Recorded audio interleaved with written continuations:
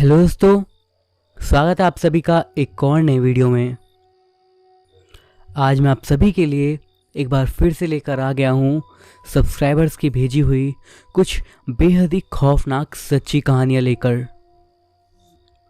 दोस्तों, अगर आप मेरे चैनल पर नए हों तो इसे सब्सक्राइब करना बिल्कुल ना भूलें और अपने साथ घटी कोई घटना मुझे बताने के लिए आप मुझसे कांटेक्ट कर सकते हो स्क्रीन पर दिख रही मेरी इंस्टाग्राम आईडी या फिर मेरे व्हाट्सएप नंबर के ज़रिए। आपकी स्टोरी सुनाने में मुझे बहुत ही खुशी होगी। आप में से लगभग 75% लोग ऐसे हैं जो कि मेरे वीडियोस को देखते हैं, स्टोरीज़ को सुनते हैं, पर उन्होंने मेरे चैनल को सब्सक्राइब नहीं कर रखा है। तो आप सभी से बस इतनी रिक्वेस्ट है कि आप मेरे चैनल को सब्सक्राइब ज़रूर करिए, क्योंकि इससे थोड़ी सी मोटिवेशन मुझे मिलती है आपके लिए और अच्छा कंटेंट बनाने के लिए। और यदि आपको वीडियोस में कोई कमी नज़र आती है तो आप उन्हें कमेंट्स के ज़रिए भी मुझे ज़रूर बताइएगा। इसी के साथ बढ़ते हैं आज की स्टोरी की तरफ। सुनसान सड़क पर एक बस आकर रुकती है। उसमें एक लड़की सवार होती है और सीट पर बैठकर वो अपने बैग से एक चोटी निकालती है और वो चोटी उसके बालों में जुड़ जाती है।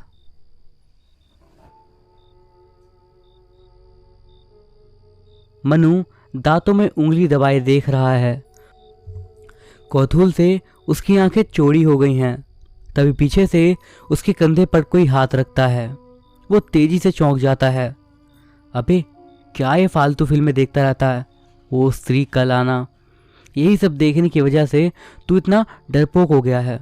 देखना ही है तो हॉलीवुड की साइंस फिक्शन मूवीज देखा कर, क्या कमाल के आइडियाज़ होते हैं उनमें। राहुल ने बोला। तू भी किसे ज्ञान दे रहा है? ये खुद पंडित है, सारा दिन इसके पिताजी से शास्त्रों का ज्ञान देते रहते हैं। कभी थोड़ा समय मिल गया तो इसे मजे लेने दे।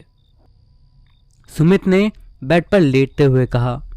वैसे मनु, अब तक तेरे पिताजी ने तुझे संस्कृत के सारे ग्रंथों का अध्ययन करा दिया या कोई बाकी है?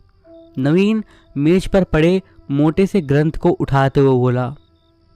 अगर कभी गलती से तुम कोई भूत प्रेत चिपट जाए ना तो तुम्हारा दोस्त मनु पंडित ही तुम्हारी जान बचाएगा। मनु ने टीवी बंद करते हुए अपने तीनों दोस्तों से कहा।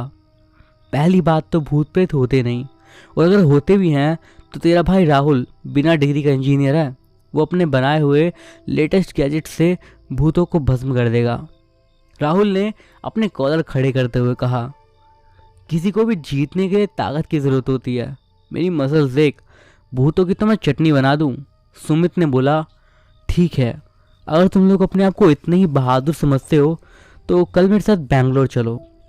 जिस गांव की ये कहानी है उसी गांव में मेरे रिश्तेदार रहते हैं। कुछ दिन वहीं चलकर रहते हैं और ऊपर वाले ने चाहा तो चुड़ैल से मुलाकात भी हो जाएगी तुम्हारी। अब तक चुप खड़े सुमित ने कहा। तुम तीनों को कोई दिक्कत नहीं, तुम्हारे घर वाले तुम्हारे नकारेपन से पहले ही परेशान थे, पर मैं पिताजी को क्या कहूँगा? मनु बोला। अब कुछ तो बहाना बना, वरना इन ग्रंथों को पढ़ते पढ़ते ही बुढ़ा हो जाएगा। राहुल ने एक मोटी किताब उठाकर बोला। कोशिश करता हूँ। मनु ने राहुल के हाथ से किताब लेकर अपनी आंखों से लगाते हुए कहा। ठीक है, फिर कल सुबह मैं तुम तीनों को लेने आता हूँ, सुमित बोला। राहुल, मनु, सुमित और नवीन, ये चारों बचपन के दोस्त थे। मनु के पिताजी प्रकांड पंडित थे। उन्होंने मनु को वेद, पूर्ण, शास्त्रों सबका ज्ञान दिया था। मनु ने भी सब धर्म ग्रंथों को अच्छे से पढ़ लिया था, पर मनु के पिताजी उसके तीनों दोस्तों को पसंद नहीं करते थे, क्योंकि वो तीनों ही नकारा थे। राहुल की रुचि टेक्नोलॉजी में थी और उसका ज़्यादा समय नए नए गैजेट्स बनाने में जाता था। नवीन बॉडी बिल्डर था और उसका पूरा दिन जिम में बीतता था। सुमित अमीर पिता की इकलौती संतान था। ये चारों ही कोई काम तो करते नहीं थे। सुमित ही इन सब के खर्चे के लिए पैसों का प्रबंध करता था। गांव पहुंचते पहुंचते उन्हें शाम हो गई थी। वो थोड़ी कच्ची सी सड़क थी। दोनों तरफ जंगल था और सड़क पे कुछ खास ट्रैफिक नहीं था। वातावरण में अजीब सी खामोशी थी और सड़क किनारे पेड़ों की आकृति भी अजीब सी दिख रही थी। कई बार तो ऐसा भ्रम हो रहा था जैसे कोई उन पर उल्टा लटका हुआ है। चारों ओर वातावरण में फैले बोझिल सन्नाटे को महसूस कर रहे थे, पर कोई भी कुछ बोल नहीं रहा था। शायद ये उस इलाके का ही असर था। और जैसे ही गाड़ी गांव में पहुंची, उन्होंने देखा कि हर घर के बाहर मोटे मोटे लाल अक्षरों में लिखा था नालेबा। नालेबा यानी कि कल आना। सुमित की गाड़ी की आवाज़ सुनकर उसकी मौसी और उनका बेटा रवि बाहर आ गए। बेटा, बहुत देर कर दी तुमने आने में। तुम तो जानते हो ना, इस इलाके में शाम के बाद कोई बाहर नहीं निकलता। चलो जल्दी सामान उतारो और अंदर आ जाओ, मौसी ने चिंता भरी आवाज में कहा।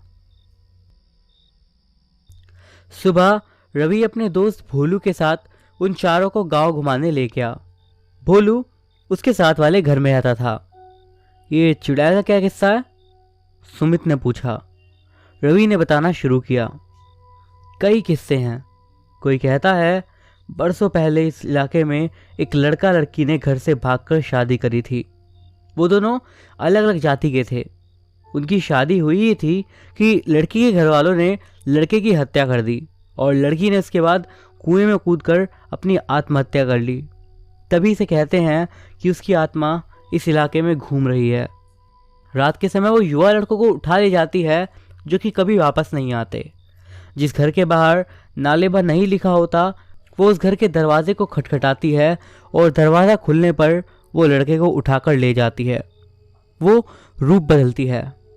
कोई कहता है एक चुड़ैल है जो सालों से इस इलाके में रहती है। वो लड़कों को उठाकर उनकी बलि चढ़ाती है। भोलू ने बताया। अरे मैं भूल ही गया, राहुल बोला। मैं तुम्हारे लिए लॉकेट लाया हूँ। राहुल ने भोलू और रवि को लॉकेट दिए। रवि और भोलू थोड़ी देर के लिए दूर हुए तो राहुल बोला, यही मौका है हमारे पास अपने आप को साबित करने के लिए। हमें उस चुड़ैल को पकड़ने की कोशिश करनी चाहिए। पर कैसे? नवीन ने पूछा। मेरे लेटेस्ट गैजेट्स इंफ्रारेड और मैग्नेटिक फील्ड ट्रैकिंग से किसी भी असामान्य गतिविधि को पकड़ सकते हैं, राहुल ने बोला। अगर चुड़ैल मिल जाए तो मैं भी मंत्रों की शक्ति से उसे बांध सकता हूँ, मनु ने कहा। पागल हो गए हो क्या? ये आत्महत्या करने जैसा है, सुमित ने अपनी राय दी। पर यही मौका है अपनी ताकत दिखाने का, नवीन ने सहमति दी। और उसके बाद शुरू हुई चुड़ैल को पकड़ने की प्लानिंग। शाम को घर के अंदर जाते हुए सुमित ने भोलू के घर के बाहर लिखे नालेबा पर बड़ा सा स्टिकर लगा दिया, जिसके नीचे नालेबा छुप गया और अब इंतज़ार था रात होने का। रात को चारों पूरी तरह से तैयार थे। राहुल के लैपटॉप पर गांव की सड़कों के दृश्य थे। उन्होंने चोरी छुपे गांव में कई जगहों पर कैमरा लगा दिए थे और भोलू को राहुल ने जो लॉकेट दिया था उसमें कैमरा और जीपीएस चिप थी। वो चारों लैपटॉप को एकटक देख रहे थे और कुछ होने का वेट कर रहे थे। चारों की सांसें तेज चल रही थी और कमरे में इतना सन्नाटा था कि उनकी धड़कनों की आवाज़ सुनाई दे रही थी। रात का 1 बज गया था और तभी भोलू के घर के बाहर कोई स्त्री नजर आई और उसने दरवाज़ा खटखटाया। भोलू ने पूछा, कौन?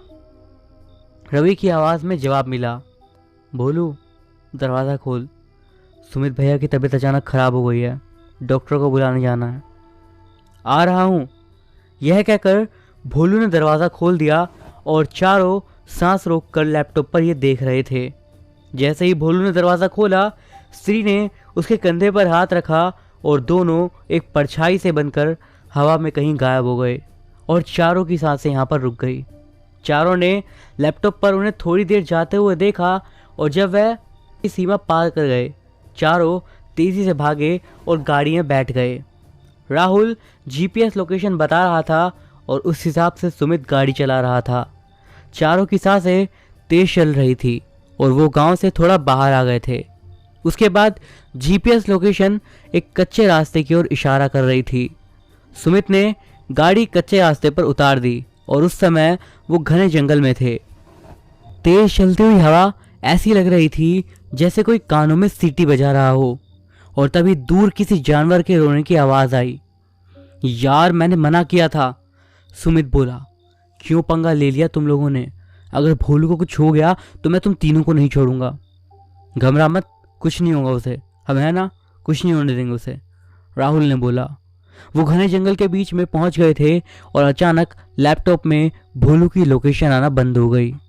राहुल लैपटॉप के कीबोर्ड पर कई बार बटन दबाए जा रहा था पर कोई लोकेशन नहीं मिल पा रही थी। लगता है कुछ गड़बड़ है, आसपास ही होना चाहिए, चलो उतर कर देखते हैं। चारों जने गाड़ी से उतर गए और सुमित के हाथ में एक टॉर्च थी जिसकी रोशनी में चारों आगे बढ़ रहे थे। उनके सिर के पास से एक पंछी निकला और वो एकदम से घबरा गए। वो घबरा कर रुक गए पर फिर हिम्मत करके आगे बढ़े। उन्हें लगा जैसे पेड़ों पर इंसान उल्टे लटके हुए हैं और उन्होंने ध्यान से देखा तो वो मुर्दा इंसानी शरीर थे। अब सुमित के साथ साथ नवीन को भी डर लगने लगा था और अंधेरे में वो लोग आगे चले जा रहे थे। जंगल से जानवरों की भी भयानक आवाज़ें आ रही थी और तभी उनके कैमरे ने फिर से सिग्नल पकड़ना शुरू कर दिया और उन्होंने देखा कि वो एक गुफा थी जिसके अंदर एक राक्षस की विशालकाय मूर्ति थी और दीवारों पर जगह जगह बड़ी बड़ी मशालें जली हुई थी। दीवारों पर इंसानी खोपड़ियाँ टंगी हुई थी और मूर्ति के गले में खोपड़ियों की माला। उसके हाथों में इंसानी आंखों को जोड़कर बनाया गया ब्रेसलेट था। उन्होंने देखा भोलू उस मूर्ति के आगे बेहोश लेटा हुआ है और उसी के पास एक भयानक चुड़ैल खड़ी थी। चुड़ैल की हाइट लगभग 15 से 20 फुट ऊंची होगी और उसका रंग बिल्कुल काला था।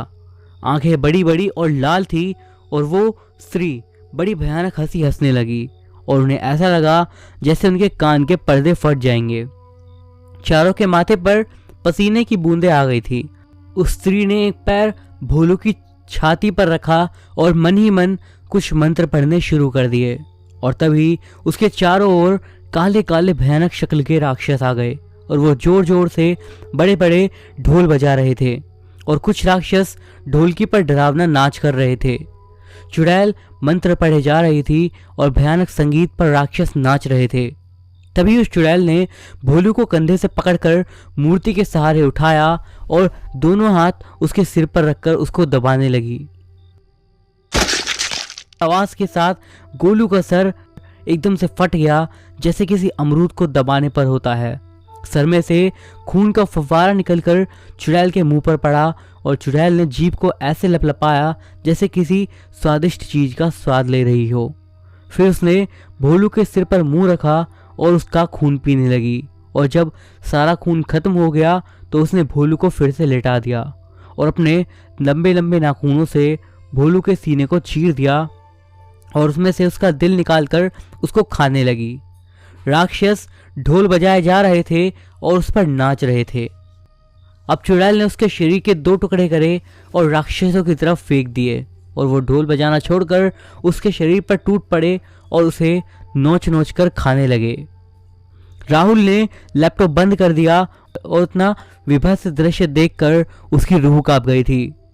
मैंने पहले ही मना करा था, अब क्या करें? सुमित बोला।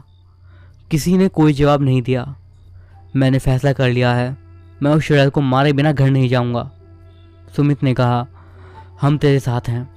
चारों ने आगे बढ़ना शुरू करा और राहुल के लैपटॉप पर कुछ सिग्नल आए। भोलू के जीपीएस से सिग्नल मिल रहे हैं, इसका मतलब हम आसपास हैं। चारों चलते चलते एक गुफा के पास पहुंचे। गुफा से हल्की रोशनी बाहर आ रही थी तो उन्होंने टॉर्च बंद कर दी। वो सावधानी से बिना आहट करे गुफा के अंदर गए और वो जैसे ही आगे बढ़े बिना सर के शरीर वाले आदमी ने उन पर भाले से हमला कर दिया। परंतु नवीन सावधान था। उसने झुककर खुद को बचाया और पास ही दीवार पर लगी मशाल से उस पर हमला कर दिया और इतने में मनु ने वो भाला उठाकर उस शरीर के सीने में घोंप दिया और वो शरीर कहीं गायब हो गया। अपनी पहली सफलता से उनके चेहरे पर चमक आ गई और वो लोग आगे बढ़े। अब उन्हें ढोल का कान फोड़ू भयानक संगीत साफ सुनाई दे रहा था और उनकी धड़कनें बढ़ गई थी। थोड़ी देर में वो गुफा के उस हालनुमा भाग में थे जिसमें राक्षस की विशालकाय मूर्ति थी और हाल ही में भोलू के शरीर के टुकड़े जगह पर बिखरे हुए थे। अब भी कुछ राक्षस भोलू के मांस को नोच रहे थे। तभी उन्हें कुछ राक्षसों ने चारों ओर से घेर लिया और वो उन्हें चुड़ैल के सामने ले गए।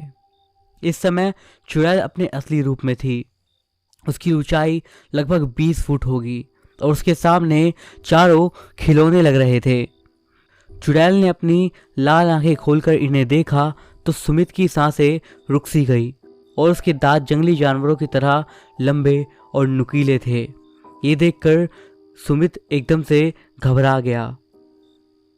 उसे भोलू की जगह चुड़ैल के हाथ में अपना सर दिखाई देने लगा और उसके होंठ सूखने लगे। चुड़ैल ने एक भयानक खट्टास करते हुए बोली, एक साथ 4 शिकार, मज़ा आ गया। बंदी बना लो इन्हें, कल सूर्य ग्रहण है। कल राक्षस देवता के सामने इनकी बलि दूंगी। इसी समय का मुझे वर्षों से इंतज़ार था। मेरे राक्षस पति ही मेरे गुरु थे। उन्होंने मुझे कई दुर्लभ कलाएं सिखाई और उन्होंने मुझे बताया कि अगर सूर्य ग्रहण के दिन में 4 लोगों की बलि देकर यज्ञ करूं तो मैं अमर हो जाऊंगी और मेरी शक्तियां 100 गुना बढ़ जाएंगी। हमने यज्ञ की सारी तैयारी कर ली, पर उस दिन मुझे 3 ही लोग मिले। मेरे मन में बेईमानी आ गई और मैंने सोचा अपने पति की भी बलि दे दूं तो मेरा यज्ञ पूरा हो जाएगा और मैं अमर हो जाऊंगी। पर मेरे पति ने मेरे इरादे भांप लिए और उन्होंने अपनी सुरक्षा के लिए मुझे श्राप दिया कि मैं इस नगर की सीमा से बाहर नहीं जा सकती और मैं तब तक किसी के घर में नहीं जा सकती जब तक कि वो मुझे खुद अपनी इच्छा से अपने घर के अंदर ना आने दे। उसके बाद मेरे पति ये शहर छोड़कर चले गए। जिन घरों के बाहर नालेबा यानी कल आना लिखा होता है, मैं उस घर में प्रवेश नहीं कर सकती, वरना मैं भस्म हो जाऊंगी। मैं रोज़ गांव में जाती हूँ, पर मुझे महीनों तक भूखा रहना पड़ता है।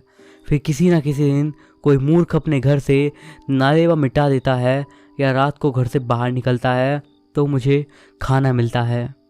लगता है राक्षस देवता मुझसे खुश हो गए, तभी तुम चारों को मेरे पास भेज दिया। ये कहकर चुड़ैल ने उनकी ओर फूंक मारी और उनके चारों ओर एक गोला सा बन गया जिसके अंदर वो कैद हो गए। मनु ने आंखें बंद करी और कुछ मंत्र बोले और एक दिव्य रोशनी सी हुई और वो लोग उस गोले से आज़ाद हो गए। चुड़ैल हैरान रह गई। उसने अपना हाथ उठाया और तभी नवीन पूरी ताकत के साथ चुड़ैल के पंजे पर कूदा और चुड़ैल पीछे गिर गई। वो कुछ कर पाती उससे पहले ही मनु ने जेब से एक बोतल निकाली और उस पर अभिमंत्रित जल छिड़क दिया और बोला, जल्दी भागो, अभी हम इसका मुकाबला नहीं कर सकते। हम पूरी तैयारी के साथ फिर आएंगे। मैंने कुछ मिनटों के लिए इसकी शक्ति को बांध दिया है। जल्दी यहाँ से निकलो। चारों लोग गाड़ी की तरफ भागे। वो कार के पास पहुंचने वाले थे कि उन्होंने देखा चुड़ैल तेजी से उनकी ओर आ रही थी। सुमित ने टॉर्च का शक्तिशाली प्रहार अपने माथे पर करा। उनकी तेज धार बह निकली। उसने बाकी लोगों से बोला, जल्दी से कार में बैठो।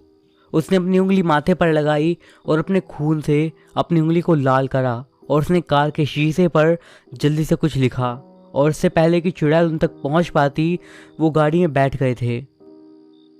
चुड़ैल अपनी लाल लाल आंखों से गाड़ी के शीशे को घूर रही थी जिस पर लाल खून से लिखा हुआ था, नालेबा, यानी कि कल आना।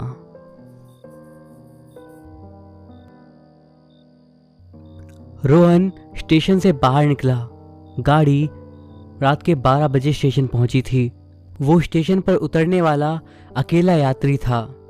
नानोता नाम के इस छोटे से स्टेशन पर इतनी रात को आखिर कौन उतरता?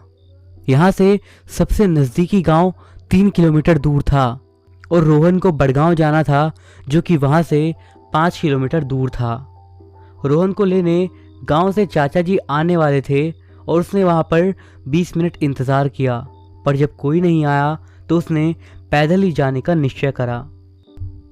रोहन जंगल में आगे बढ़ता जा रहा था। सर्दियों की रात थी और चारों ओर घना कोहरा था। 2 हाथ की दूरी का भी दिखाई नहीं दे रहा था। रोहन के पास एक ही बैग था। सुबह ही उसे दादाजी की मृत्यु का समाचार मिला तो वो फौरन गांव के लिए चल पड़ा और थोड़ी दूर चलकर ही उसकी सांसें फूल गई।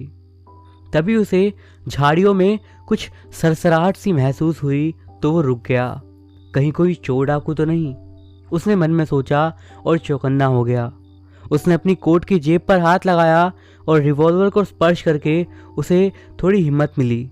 वो जानता था स्टेशन से घर का रास्ता जंगल से जाता है, इसीलिए उसने अपनी लाइसेंसी रिवॉल्वर अपने साथ रख ली थी।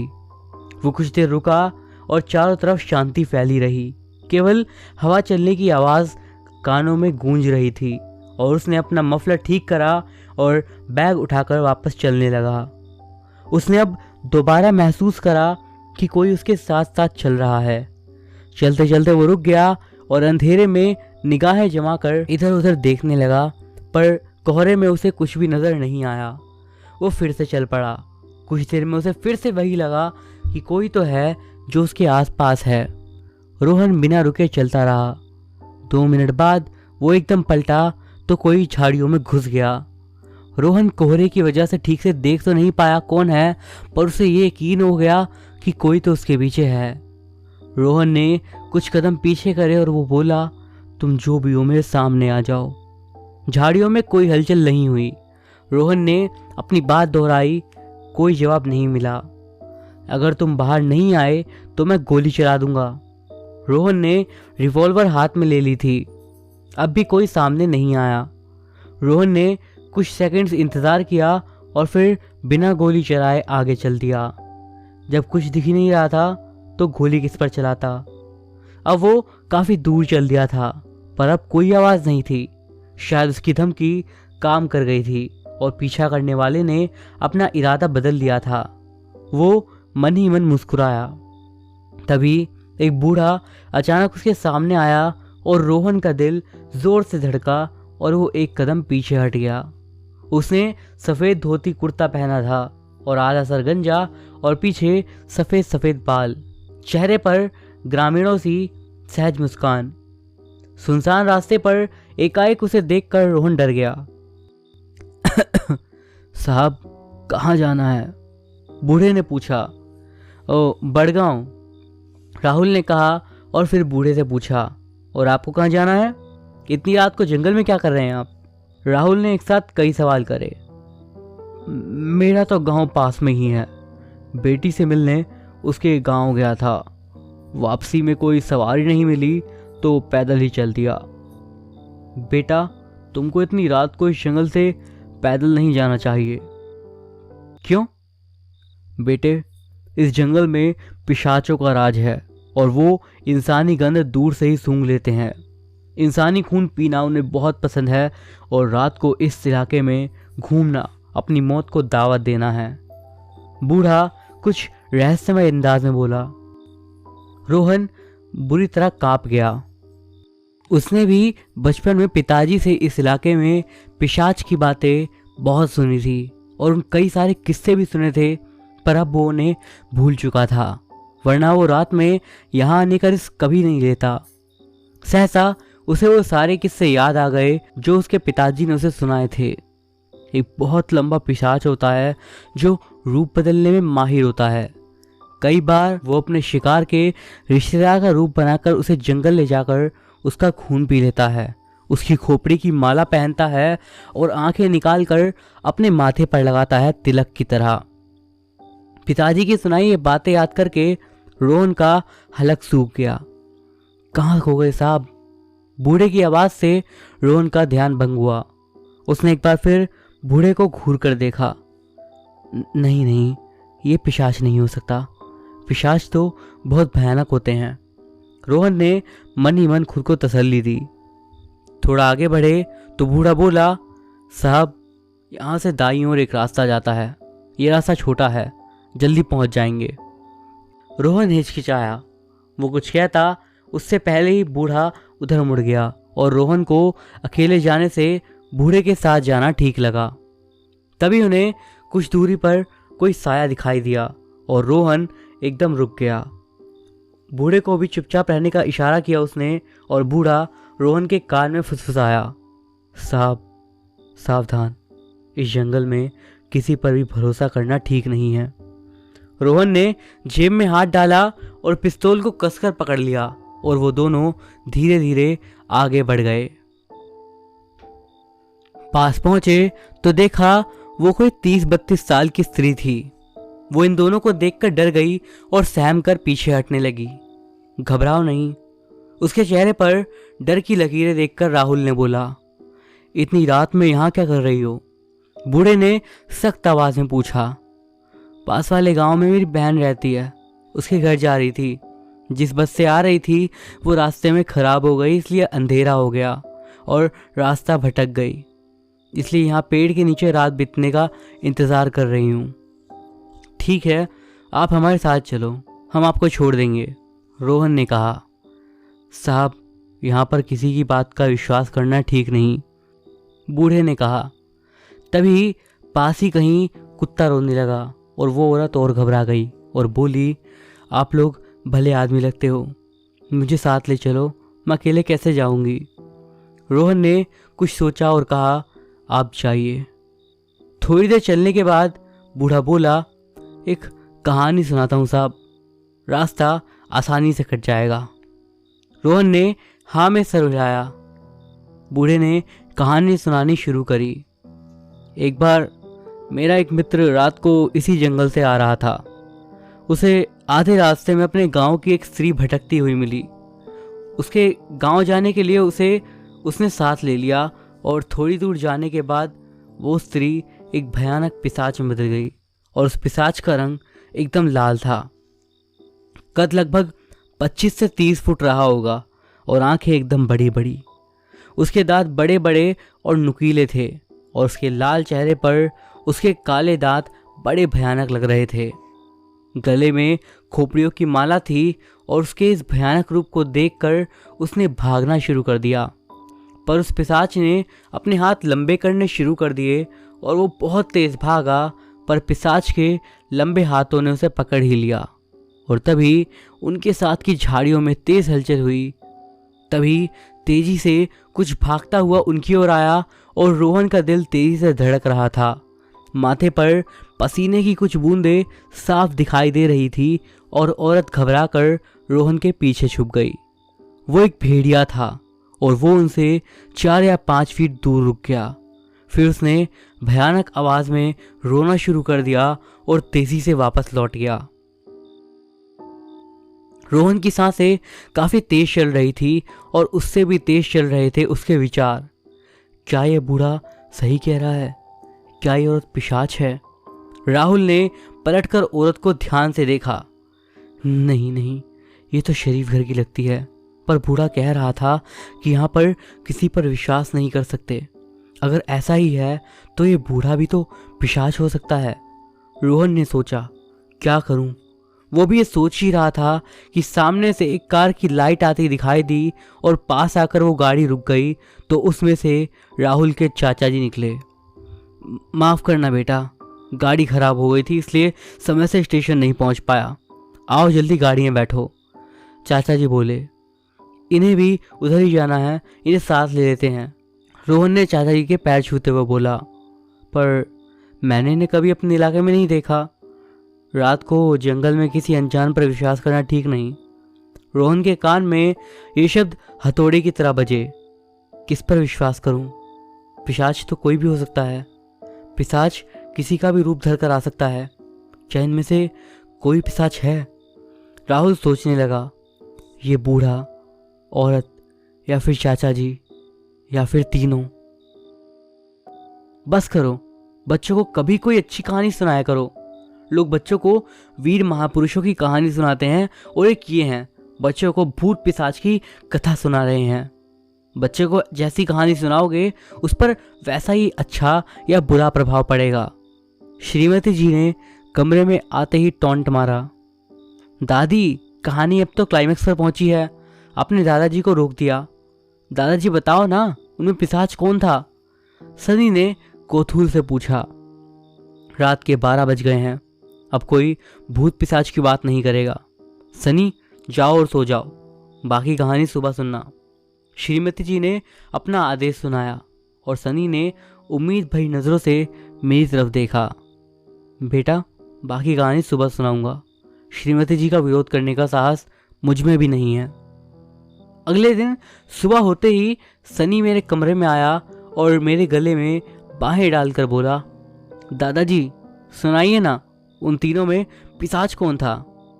मैं हंसा और मैंने सनी से कहा, तुझे पता है रोहन कौन था? नहीं दादाजी, क्या मैं रोहन को जानता हूँ? बेटा, इस कहानी में रोहन मैं हूँ और ये घटना 30 साल पहले मेरे साथ ही घटी थी। सनी की आंखें हैरानी से फैल गई। दादाजी आप, ये सब आपके साथ हुआ था? हाँ बेटा। उन तीनों में पिशाच कौन था? मुझे सारी रात नींद नहीं आई। जल्दी से सस्पेंस खोलिए। बेटा, अगर उन तीनों में कोई पिशाच होता तो तेरे दादाजी तुझे कहानी सुनाने के लिए जिंदा नहीं होते। मैंने हंसते हुए कहा। हाँ, अच्छा वो उनमें से कोई पिशाच नहीं था। सन्नी ने मेरे गले लगते हुए कहा। क्या सच में उस जंगल में कोई पिशाच था? उसने अगला सवाल करा। ये भूत प्रेत पिशाच कुछ नहीं होते बेटा, ये सब हमारे मन में बैठे हुए डर हैं जो मनगढ़ंत किस्से सुनने की वजह से हमारे मन में बैठ जाते हैं। मैंने उसके बालों में हाथ फेरते हुए उत्तर दिया। मैंने कल रात फैसला कर लिया था कि अब सनी को भूत पिशाच की कहानियां कभी नहीं सुनाऊंगा। आज से मैं सिर्फ उसे अपने देश के महापुरुषों की कहानियां सुनाऊंगा जिससे वो अपने देश के बारे में जान सके। और इसी कारण मैंने कहानी को एक सुखद मोड़ दे दिया, वरना असल सच्चाई तो मैं ही जानता हूँ। कभी कभी बीवी की बात से सहमत होने में कोई बुराई नहीं होती। श्रीमती जी की बात से प्रेरणा लेकर मैंने सनी के लिए सभी भूत प्रेतों और पिशाचों का अंत कर दिया था। वैसे आपकी राय क्या है? उन तीनों में से पिशाच कौन था? अपना उत्तर मुझे कमेंट्स बॉक्स में ज़रूर बताइएगा। तो दोस्तों, ये थी हमारी आज की स्टोरीज़। वीडियो आपको कैसा लगा मुझे कमेंट्स करके ज़रूर बताइएगा। पसंद आया हो तो एक लाइक ज़रूर करिएगा। इस वीडियो पे हम करते हैं 300 लाइक्स के लिए। आई होप आप इतना पूरा कर दोगे। मैं अभिषेक मिलता हूँ आपसे अगली वीडियो में कुछ और ऐसी बेहतरीन हॉरर स्टोरीज़ के साथ। तब तक के लिए बाय।